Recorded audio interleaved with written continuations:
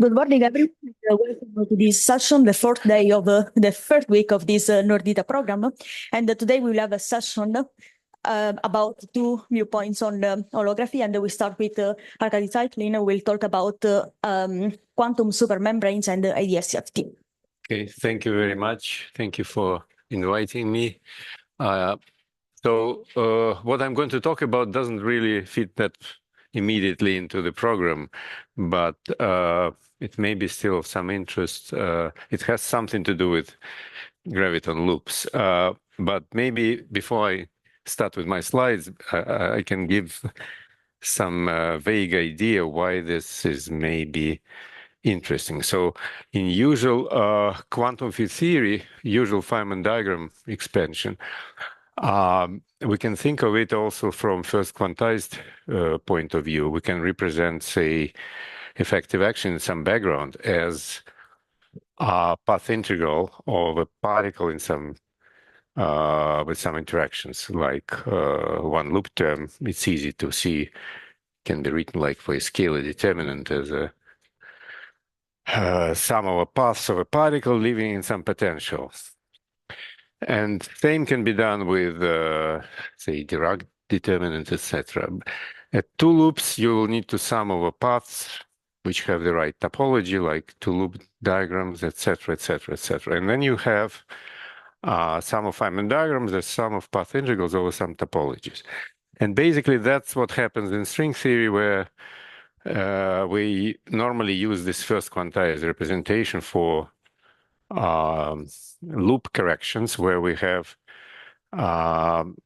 actually the leading term in the amplitudes or in effective action is coming from tree-level. It's a sphere in the case of closed strings. Then one loop correction is torus. So if you shrink it to 0, you get a usual loop, etc., etc. So we're summing over topologies. Now, there were some vague ideas that maybe this sum of the topologies in string theory can be represented as still contribution just from the sphere, which will be like tree level.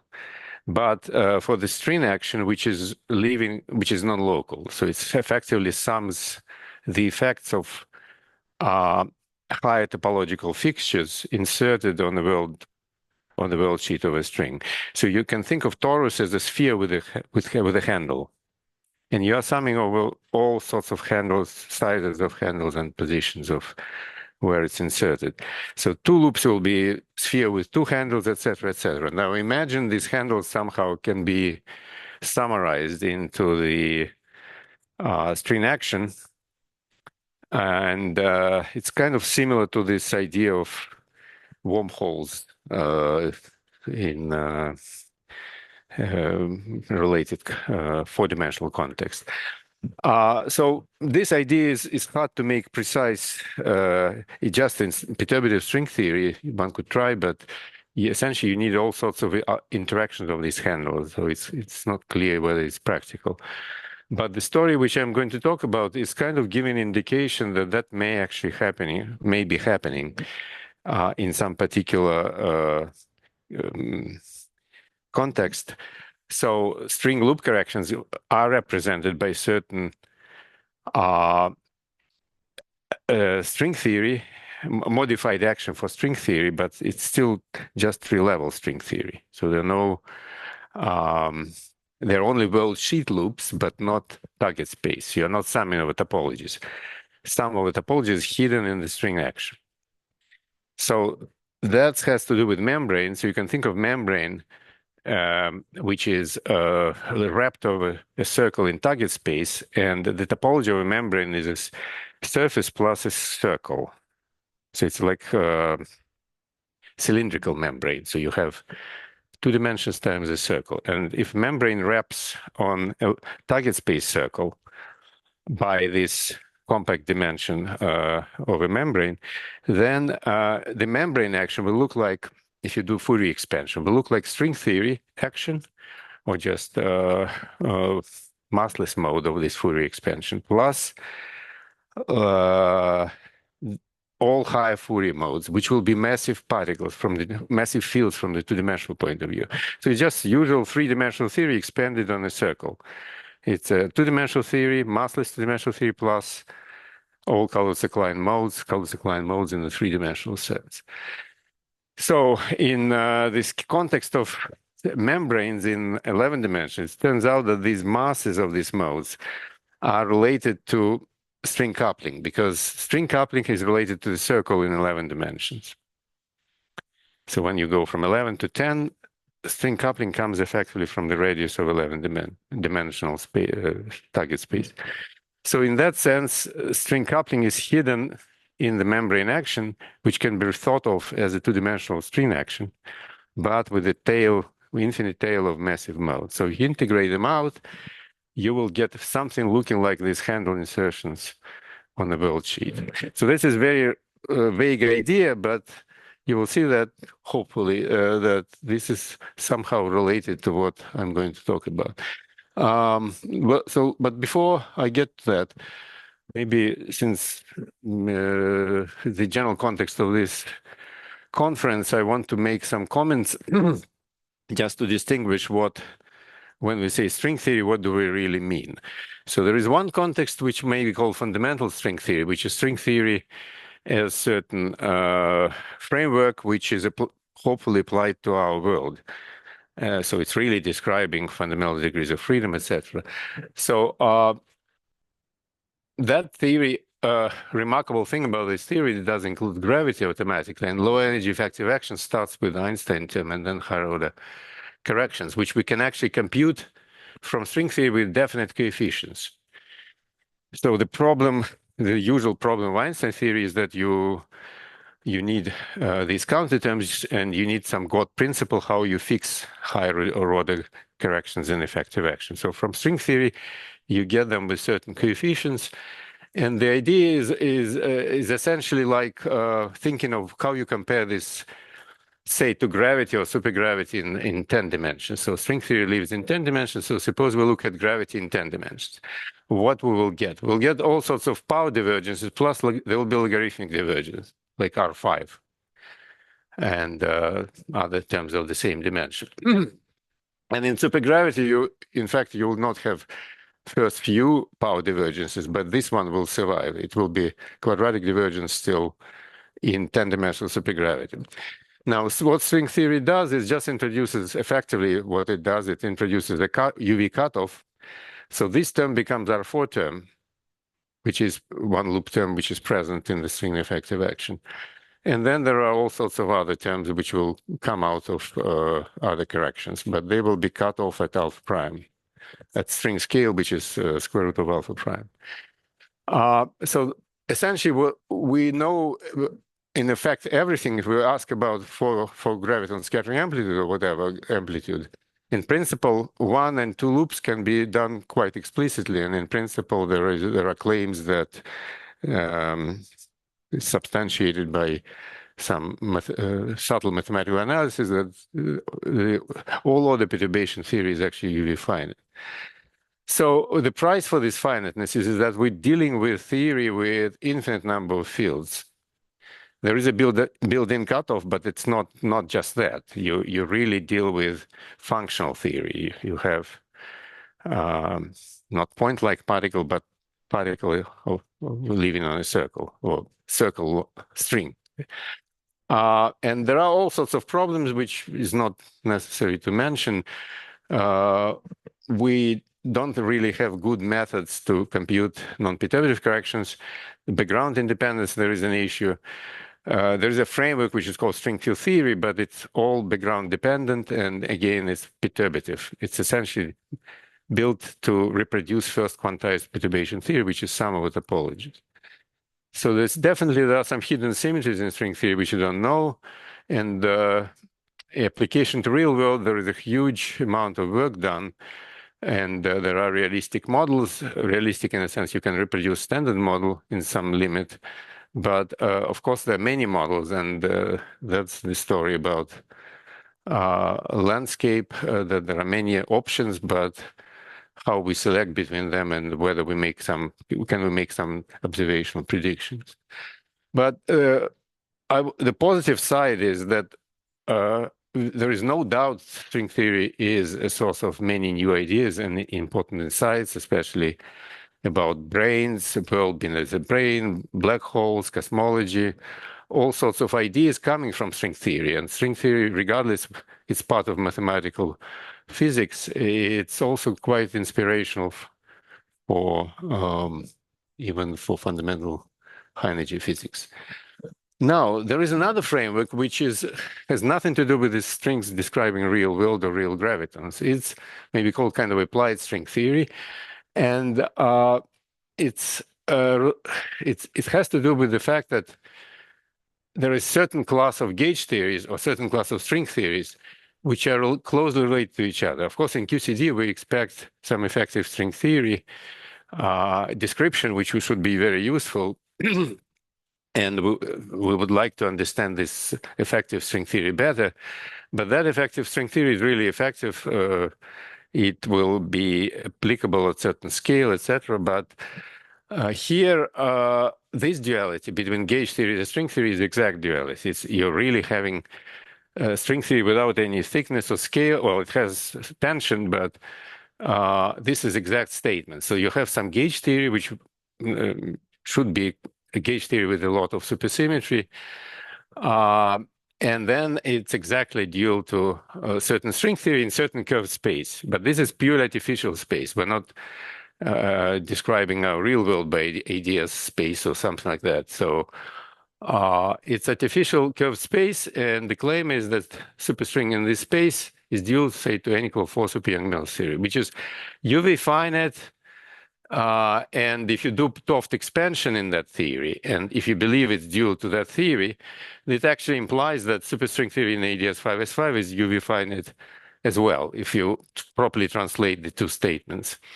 So in a way, you can say that it's a definition of that theory, string theory in curved space, in terms of gauge theory, which makes that theory well-defined even non-perturbatively.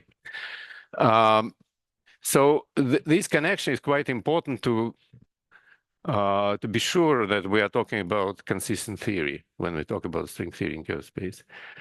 So in some sense, quantum gravity is there because superstring contains graviton, contains loops of gravitons, and loops of gravitons are actually 1/n corrections. So string coupling is related to this is SUN gauge theory, so there is n, large n, and perturbative expansion in that theory is 1/n expansion in that theory. So graviton loops enter at 1/n at non-leading correction to planar limit. Planar limit being classical string theory in AdS 5s5. Classical in the sense no string loops, but quantum alpha prime correction is still there, which is related to 't Hooft coupling dependence. So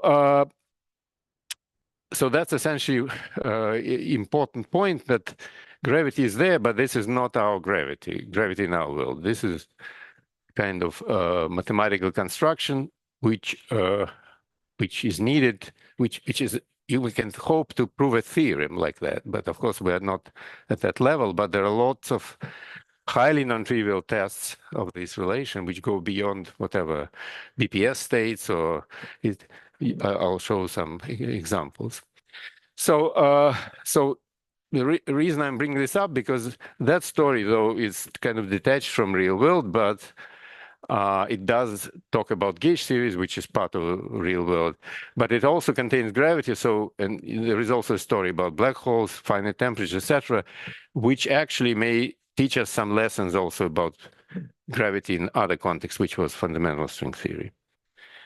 So the aims of that AdS CFT discussion is actually twofold. So understand gauge theories at any coupling, but also understand how string theory is actually solved in non-trivial curved backgrounds.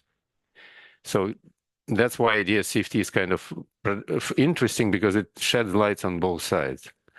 And it's also in the context of this maximum enough supersymmetry, and at planar level, it uncovers hidden symmetries on both sides. That's integrability. So On string side, integrability is relatively easy to say what it means. It means you have some sigma modeling curves with curved target space, and it happens to be integrable. It has infinite number of conserved charges, which allow you to solve it effectively.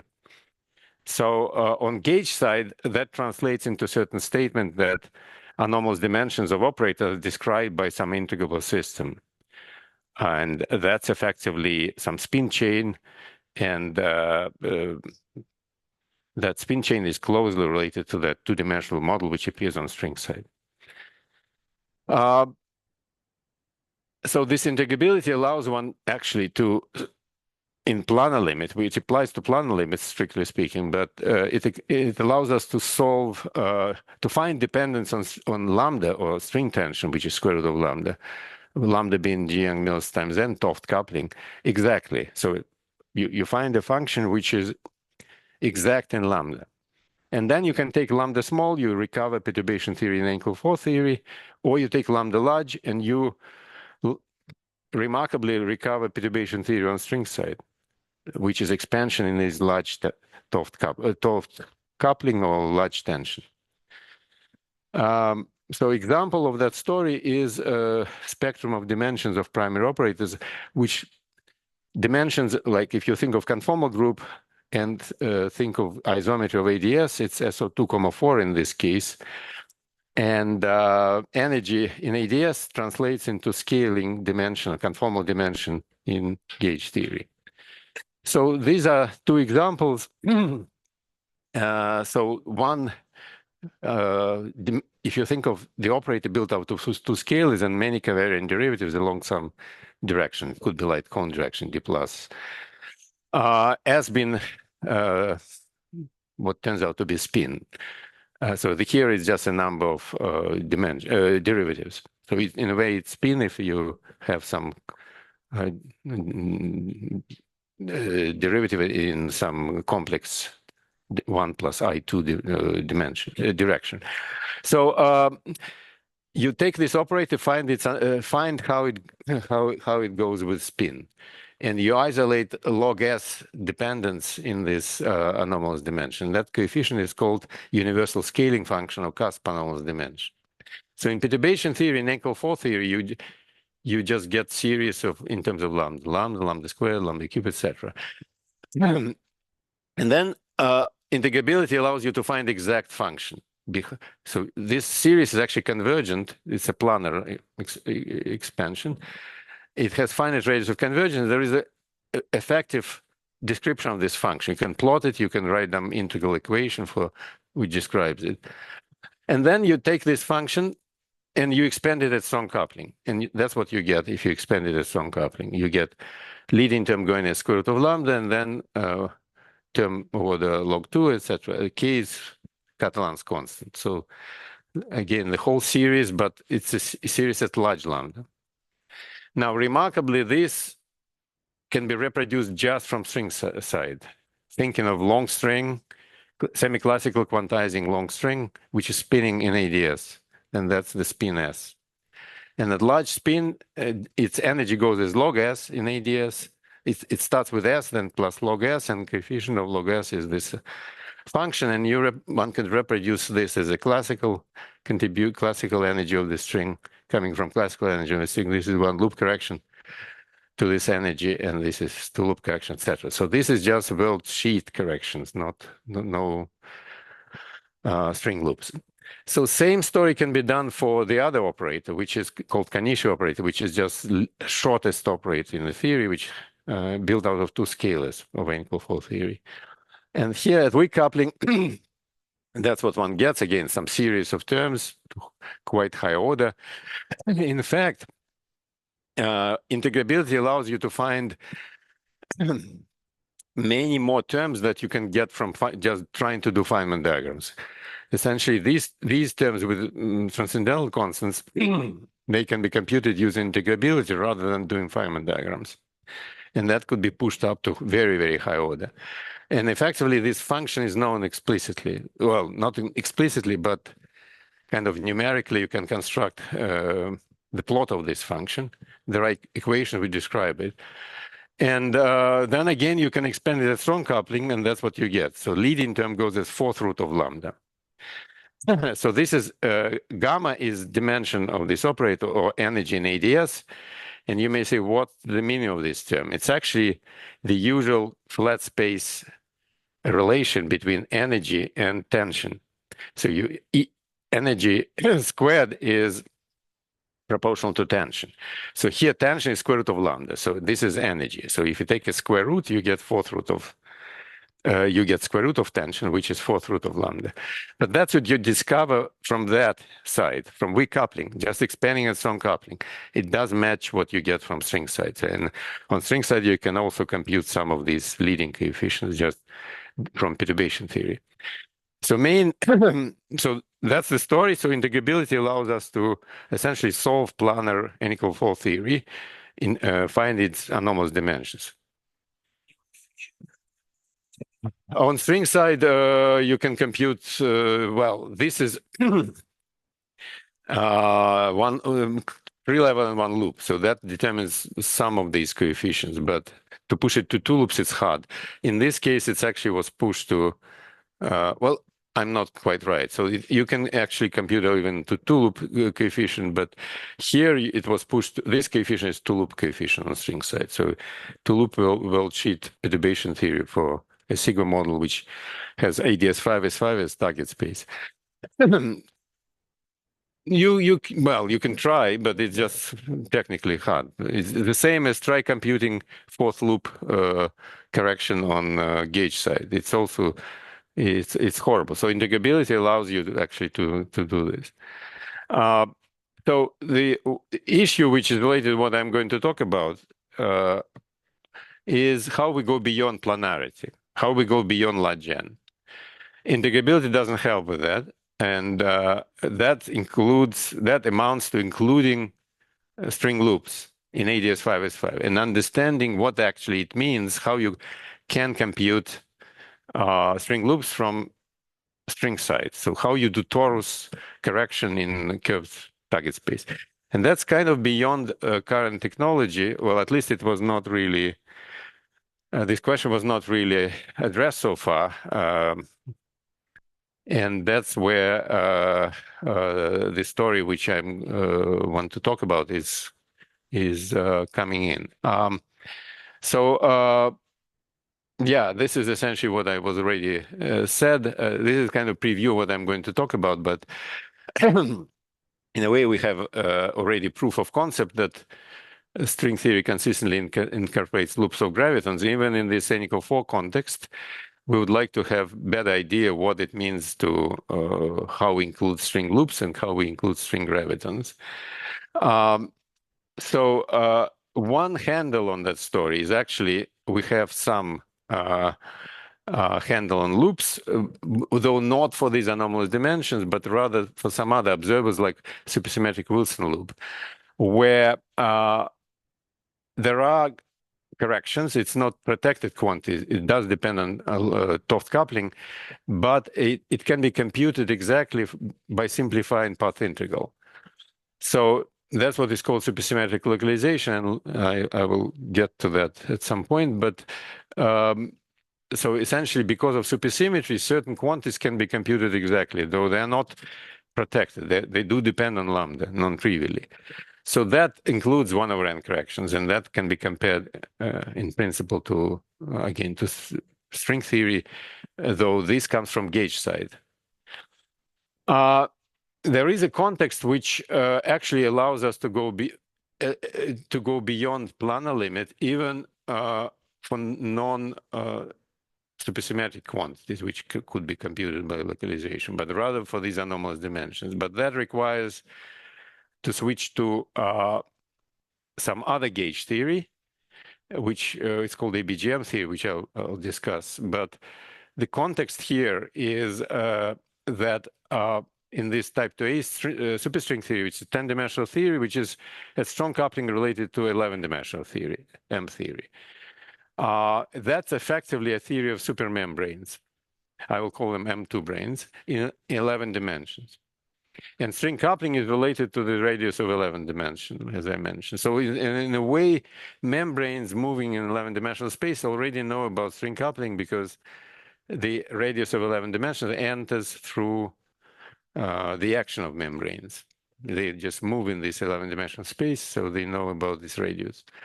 So effectively, they know about all string loop corrections. And that we can try to use that fact to learn something about string loop corrections, just doing some semi-classical computations for these membranes. And here there will be no sum over three-dimensional topologies. So it's just large membrane. It's not small membrane, but rather large membrane, semi-classical membrane wrapped on 11-dimensional circle. You do semi-classical expansion, and effectively you learn about string loop corrections because they are already sitting in this three-dimensional action for the membrane.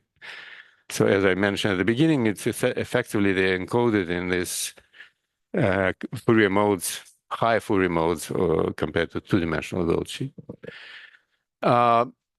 So in particular, these loops of gravitons will be hidden, which are part of string loop corrections. They are hidden in the membrane action, even in classical membrane action. Then you need to quantize it, but not summing over 3D topologies. So I already mentioned that idea that if you imagine integrating these massive Kaluza-Klein modes on the world volume of membrane, or effectively on a two-dimensional world sheet, where they appear, they will be mimicking this kind of handle insertion of contributions, and we effectively will be summing over two-dimensional topologies. But there is a big question here. Why on earth we were not hearing much about quantizing membranes?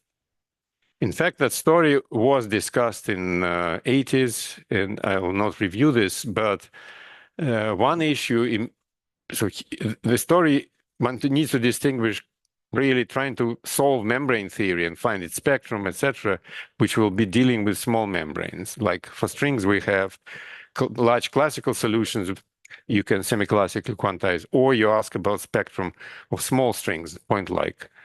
And then you use the fact that string theory is two-dimensional, conformal theory.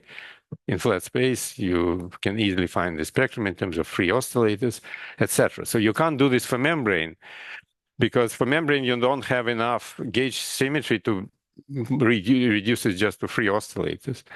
So it's nonlinear theory always, and plus it's a three-dimensional theory. And it's like if you think Nambu action, it's power counting non-normalizable. I'll mention it shortly, but there you can choose a gauge where it looks like free theory. Here you can't do that. So membrane action will always be nonlinear. And that means it is power counting non-normalizable theory. But good news is at one loop level, it's at a three-dimensional theory, it actually has no log divergences. So it's well defined as one loop at one loop level. And in fact, from this, in the context of this AdS CFT, some results from localization on gauge side suggest that there must be some two and higher order corrections coming from membrane, which we can hope to match, and they should be well defined. So that suggests quantum membrane theory, at least expanded near some in semi-classical expansion, should actually be well defined beyond one loop level. So that means there should be a way to define, despite it being non-normalizable, it should be well defined. And a possible reason for that is some hidden symmetry, an analogy with two-dimensional theories, with integrable two-dimensional theories, where you have some hidden symmetry which effectively controls quantum theory. If you manage to define quantum theory consistent with this hidden symmetry, then it effectively fixes what kind of counterterms you need to add to preserve that symmetry. Even this theory may not be power counting normalizable. An example of that, so that's essentially fixing counterterms to maintain certain symmetry at the quantum level. And that idea sounds weird, but in fact, in two dimensions, at least in two dimensions, And in the context of this integral model, there are now examples where this can be realized. You start with non-renormalizable theory, and it's actually well defined. Examples, well, simple example is what's called complex sine-Gordon model, which is renormalizable, but yeah, yes. Sorry? For membranes, if you think of any membrane, membrane of any size, it's consistent, yeah, it kind of continuous, yes, yes. It's not an issue, no. The context is very specific. You think of, you start with membrane, you have some path integral, and you expand it in near some saddle. You're not doing path integral for membranes for any size of membranes. So the real problem with membranes is small membranes. Yeah, but here it's never small. It's a saddle, which is a large membrane, and I'm quantizing near that saddle. Yeah, well, yeah. So essentially, that's the question. The old question, how you define membrane theory at the quantum level, doesn't appear here. So what I want to emphasize, there are examples, which is now called TT bar, deformation of integral model, which look like non-renormalizable, but by actually demanding that this is an integral model, you get consistent prediction what this theory is. And a simple example is Nambu action in static gauge. So it's usual square root, like generalization of usual relativistic particle actions. Its action is nonlinear and formally non-normalizable, but it can be defined as an still integral model if equivalent to, it should be equivalent to what you find in conformal gauge. And that effectively fixes the counter terms to all orders and maintains integrability. So, same thing, somewhat same thing happens in the case of Green-Schwarz string in AdS 5s5. So Green-Schwarz string is like, it's a string in AdS 5s5 plus fermions, but fermions, these what's called Green-Schwarz fermions, they're kind of, they want to have, they have nonlinear action, to put it simply. So it's formally non-normalizable theory. But if you compute two-loop correction, that was done explicitly, you find it's finite, despite naive non-realizability. And why that happens should be related to the fact that this theory is integrable. So in a sense, and also these two-loop corrections happens to be consistent with what you find from gauge side. So that's indication that that's indication that despite formal non-realizability, in some contexts where there are hidden symmetry, we can have actually better. We have not consistent, but we have unambiguous prediction about in non-normalizable theory, formally non-normalizable theory. So same should happen with M2 branes. Again, there is certain result, which hopefully I'll get to, which from gauge side suggesting that if you want to match it to two-loop membrane correction, it should be better be UV finite, so it should be well defined. But this is already three-dimensional theory. Here, examples which we know are two-dimensional. So yeah, then you can dream if this idea can actually make sense. Maybe it's actually applying to high dimensions like four-dimensional gravity or supergravity, if there were some God-given symmetries which will tell us which should be counterterms to each other. Of course, we don't so far have indication of that, apart from some attempts in supergravity. There are some hidden symmetries, but whether they are enough is not clear for you to argue the UV finiteness. So now I'm more or less starting with my talk proper. So let me I'll repeat some points, but one of the major problems in quantum field theory is how to go beyond perturbation theory. So the N=4 theory, 't coupling, large N, some observable will be having this kind of expansion at large N.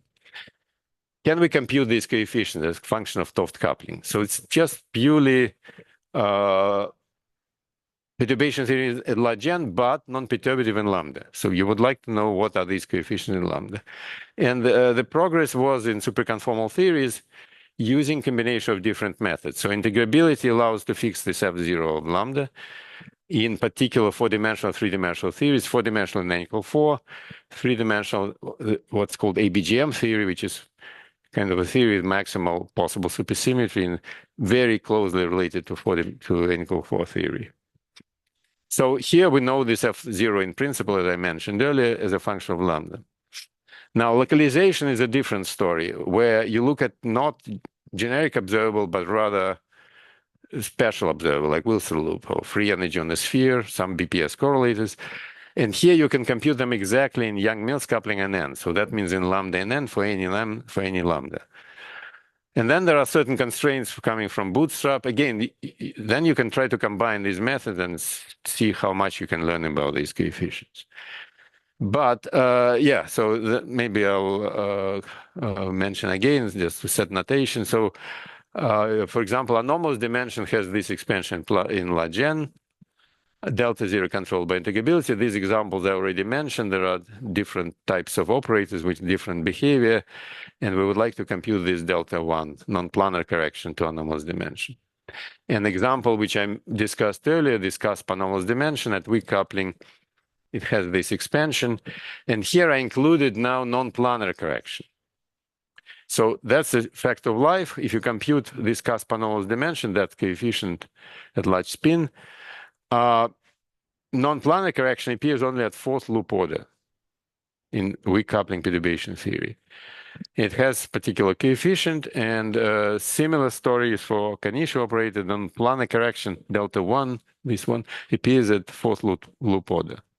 And that are really relatively recent, well, last 10 years results, because these computations are very hard to catch non-planar correction. And fourth loop order, of course, is high order in perturbation theory. But in general, this suggests that at weak coupling, this non-planar correction should come from fourth order at weak coupling. Now, imagine you can actually compute this delta one at weak coupling to all orders, and then expand at strong coupling. What you are going to get at strong coupling, at large lambda? Presumably, there will be some lambda and some power p. Which is this power p? And we have no idea, and we don't have string side computation for that power, because that requires doing one loop torus computation, which is, yeah, challenging how to do this. But remarkably, and that's the main point of what I will try to run through, in a different theory, but closely related, which is called ABJM theory, Ronnie, Bergman, Jeffreys, and Maldacena, it's a three-dimensional Chern-Simons theory with quite a lot of supersymmetry. It's a theory which is effectively describing multiple membranes, but I'll explain in which sense. It's membranes living on certain projection of flat space, or orbifold of flat space. And that's needed to introduce a coupling, which is K, which is level of Chern-Simons. And that theory is due to M2 brane or membrane theory living in 11-dimensional space, which is AdS 4 times S7 with these projections, Zk. It's essentially just identifying certain angle, not with 2 pi, but 2 pi divided by K. That's the meaning of this orbifold. And that K is related to Young-Mills, to level of Chern-Simons. It's essentially 1 over Young-Mills coupling squared. And this ABJM theory has SUN times SUN symmetry, so there is N as well. So there are two parameters, N and K. And in that theory, remarkably, we have another option how to catch the strong coupling behavior of non-planar correction, and that's using quantizing membranes. So that's the main point. So let me quickly review the basics. So 11-dimensional supergravity, just theory with Einstein term plus for form in 11 dimensions plus gravitino, relatively simple action. And if you look at this theory, there are various solutions. There are a few solutions which have which are supersymmetric solitons, sort of. M2 brane, M5 brane. So M2 brane is more like elementary electric solution, and M5 brane is magnetic solution. M5 brane will not play any role Here it's kind of non-perturbative compared to M2 brane.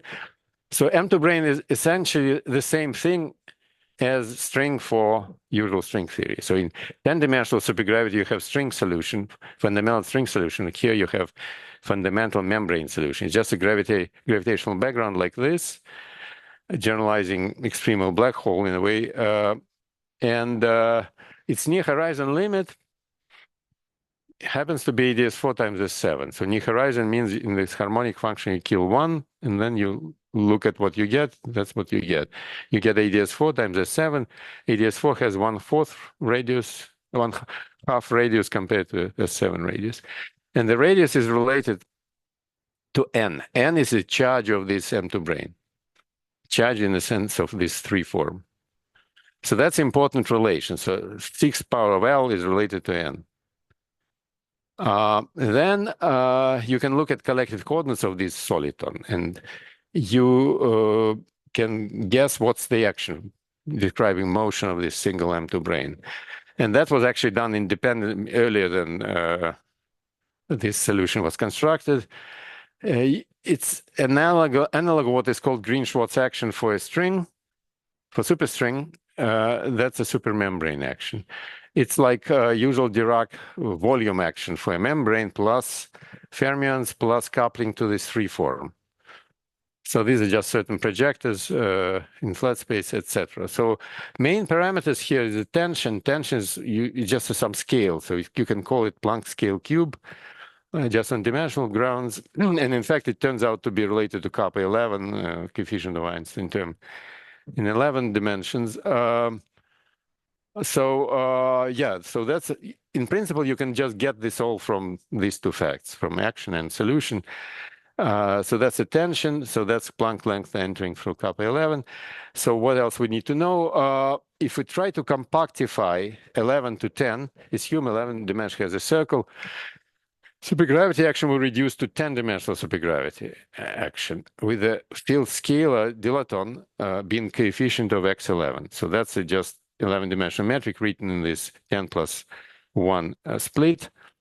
And x11 is just identified with radius of 11 dimensions, so it effectively plays the role of coupling, because you can learn what is kappa 10, string coupling, or Newton's constant in 10 dimensions, coefficient of R, so you can learn how it's related to string coupling. And the bottom line of this is that this radius of 11-dimensional dilaton is related to string coupling. So I'm not reviewing how that idea, why strong coupling limit of string theory is actually 11-dimensional theory. That's essentially decompactifying this circle. When G string becomes large, there are D0 brane solutions which build up these Kaluza-Klein modes in less 11 dimension. Now, another idea, so this is one story, just reducing 11-dimensional supergravity to 10. But if you look at this action and do double dimensional reduction, namely, assume membrane has topology S1 times 2 space, and you put it in this space, in 11-dimensional space with this circle, and you wrap membrane on this circle, and just drop all Kaluza-Klein modes. So that action will become string action in 10 dimensions. Just superstring action. So it's membrane in a way generalizes membrane wrapped on 11 dimension, and the dimensional circle in the limit when this circle becomes small. When we reduce to 10 dimensions, membrane action reduces to 10-dimensional string theory. So in a sense, next question is, what is M theory? Well, you can say theory of quantum M2 branes. And then question is how you define this theory. And that's a long story.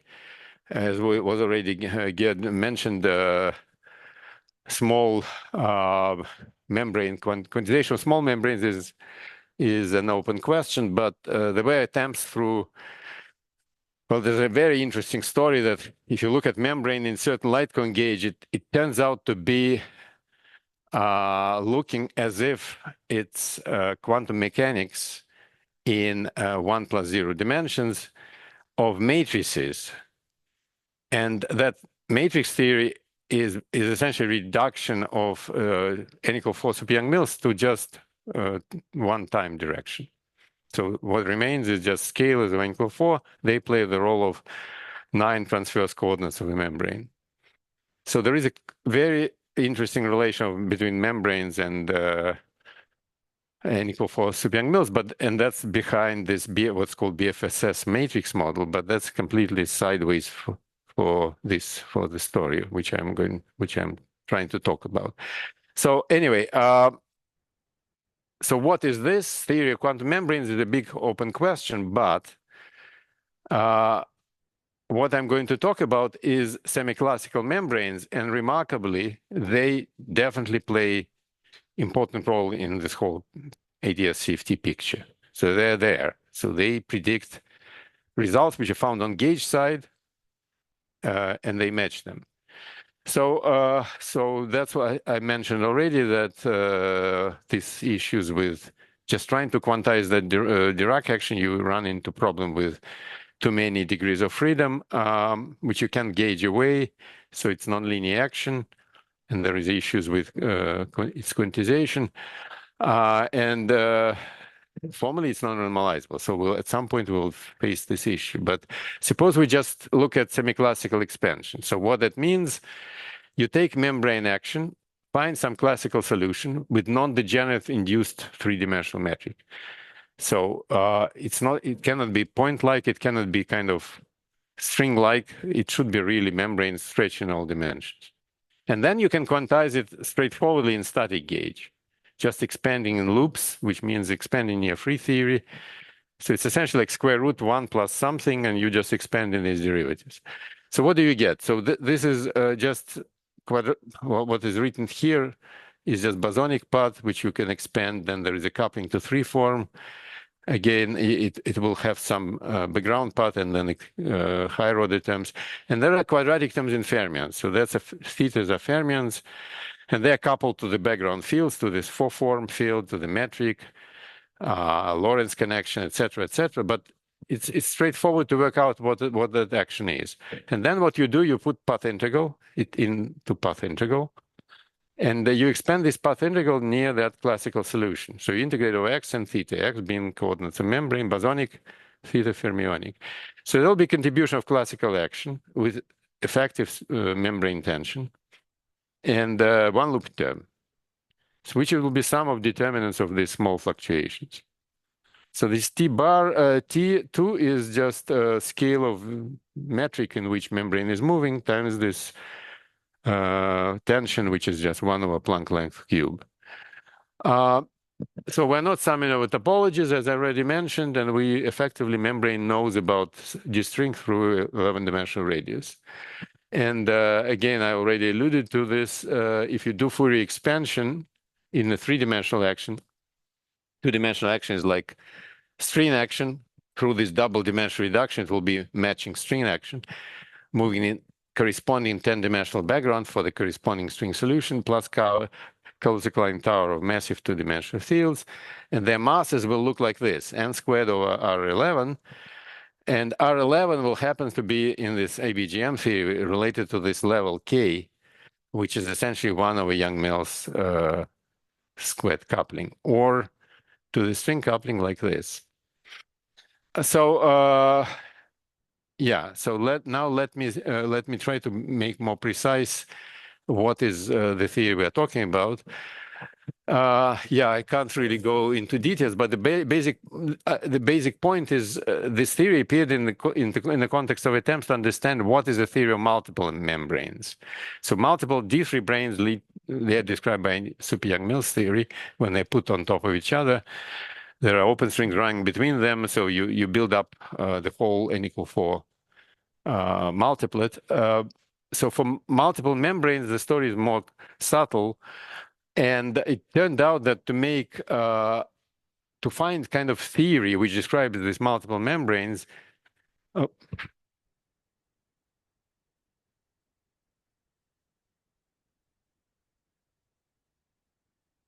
what happened? On. Yeah. Okay.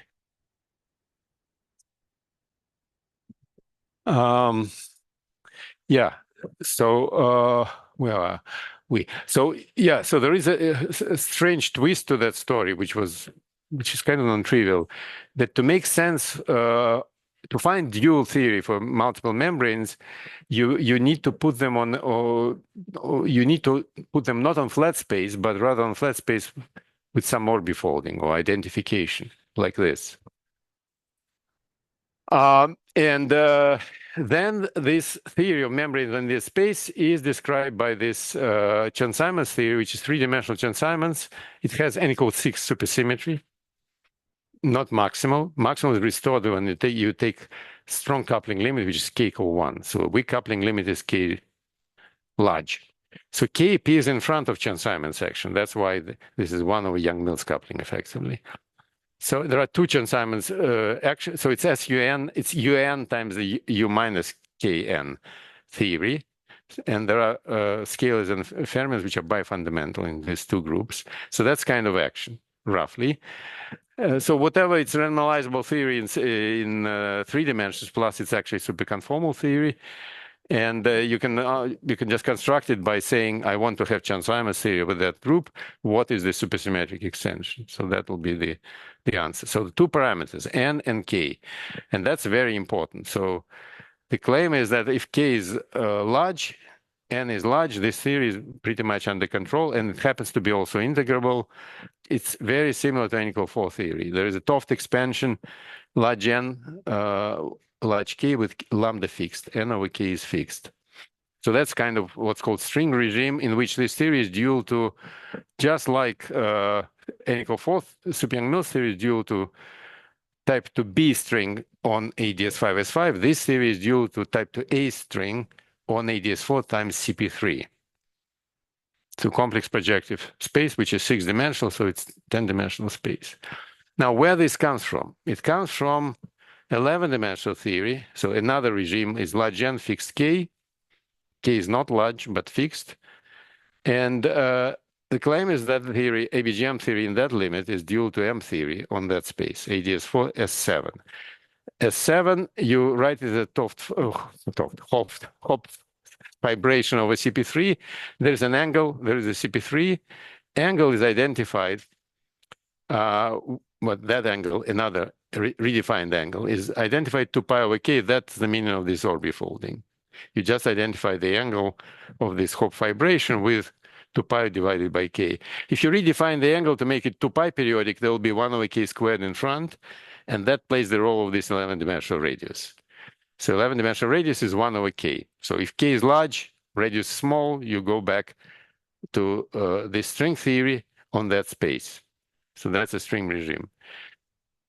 So in string regime, yeah, that's what is written here. So we can actually relate k to string coupling and string tension. So string tension will be square root of lambda, just like in n equal 4 Young-Mills up to different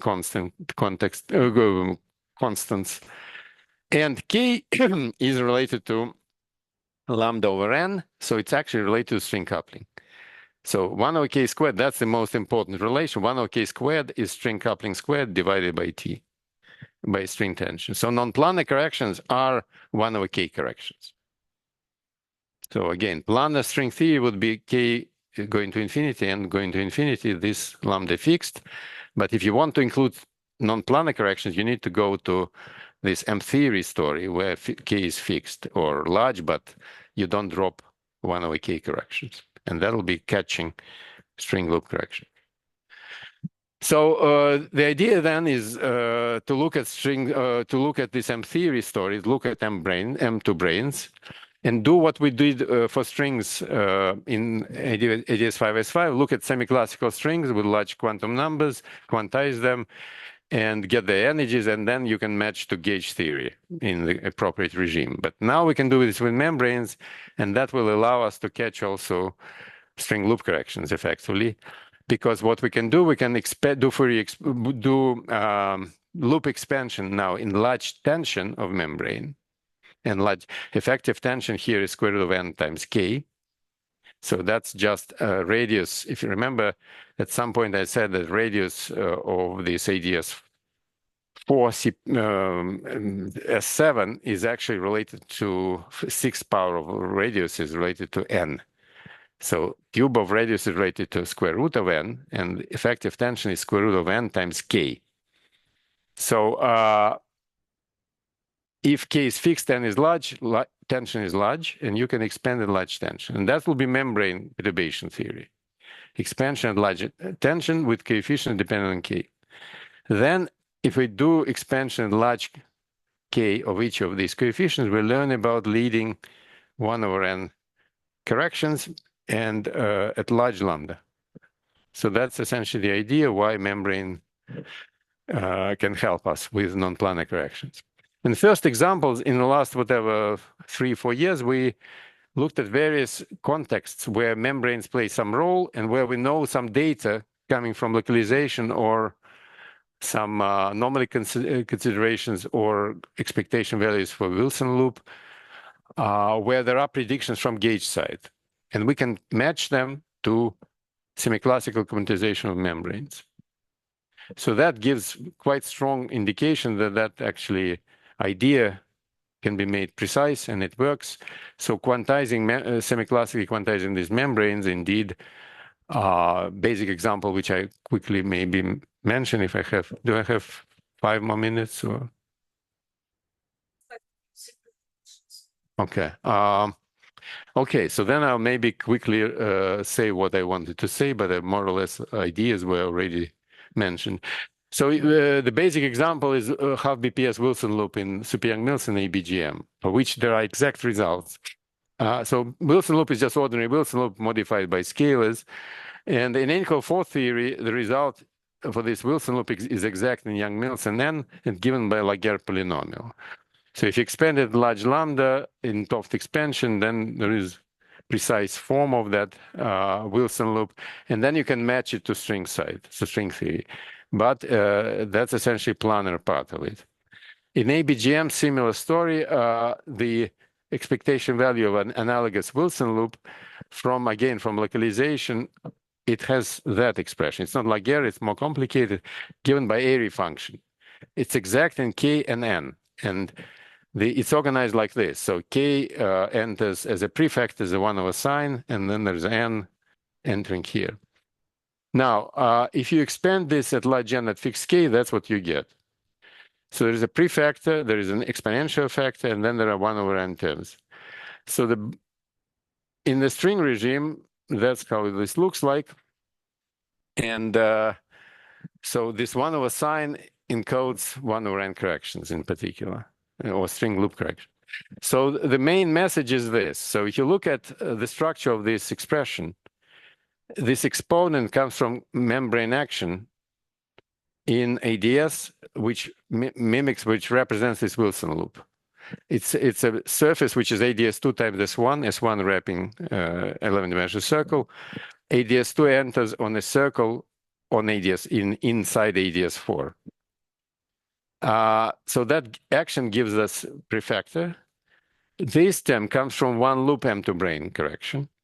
And it's exactly quantizing this semiclassical membrane just gives us this prefactor exactly on the nose. And that's quite remarkable that we reproduce this exact result from gauge side by semiclassical quantization membrane. That should be two-loop membrane correction, which we are not able to compute at the moment, but its structure suggests that two-loop membrane correction should be finite and should match these coefficients. So that's the details of this story. So that's what this membrane shape I mentioned. This is actually string surface, but the membrane is wrapping another circle. So what else? I think I can skip that. So this is just semiclassical expansion, just doing some determinants near this minimal surface. And you can do this in Super-Yang-Mills, but remarkably in Super-Yang-Mills, we don't have tools to catch this non-planar correction, to match prediction from gauge side by doing string theory computation.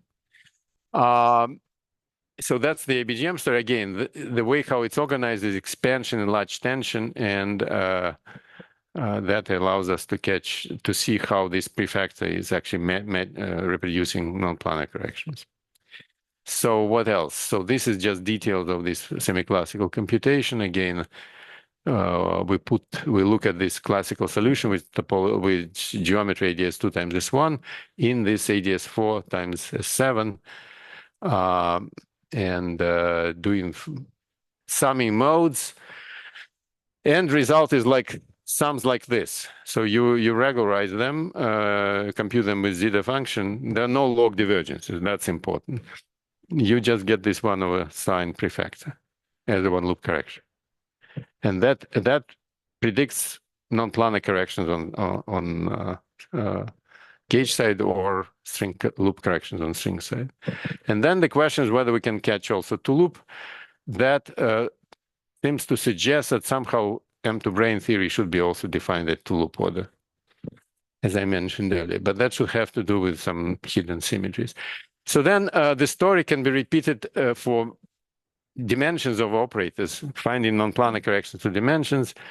And I have no time to discuss this, but essentially for the cusp anomalous dimension, repeating what was done for the string, but now generalizing to membrane, you're looking at long string and AdS spinning, sitting at the center and spinning with large spin. You generalize it to membrane, compute its energy, and that's what you get.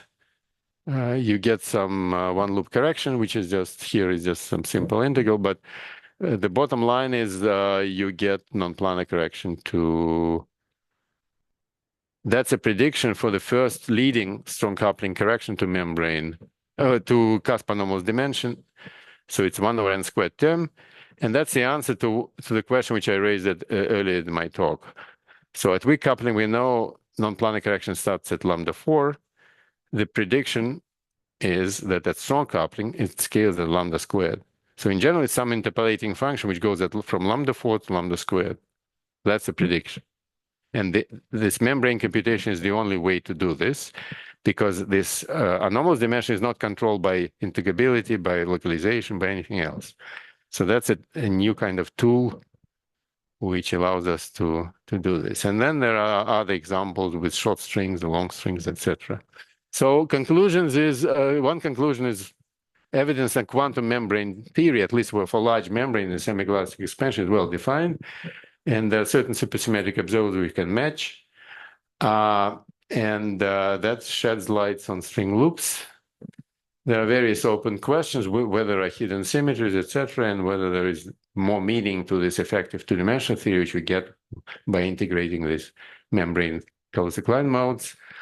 And I guess basic puzzle is why we are so successful using these membranes in this ABJM theory, three-dimensional Chern-Simons theory, but there's no analog of that known so far for NCO4 theory in AdS 5S5. We don't have similar tool. Reason for that is we don't have kind of strong coupling version of type 2B theory.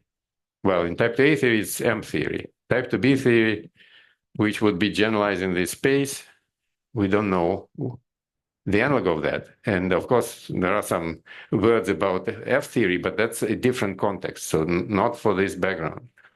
So that's one of the puzzles and one interesting questions. Can one do similar computations for N=4 theory, for non-planar correction? So I guess I ran out of time and steam, so thank you for being patient. Thanks, Arkady. We have time maybe for one short question.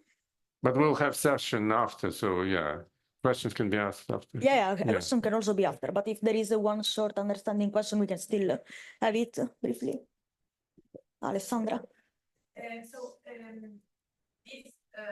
power is computing corrections in the case of M2 brains and in the context of ABJM. Yes. That can tell you something about the corrections for animals.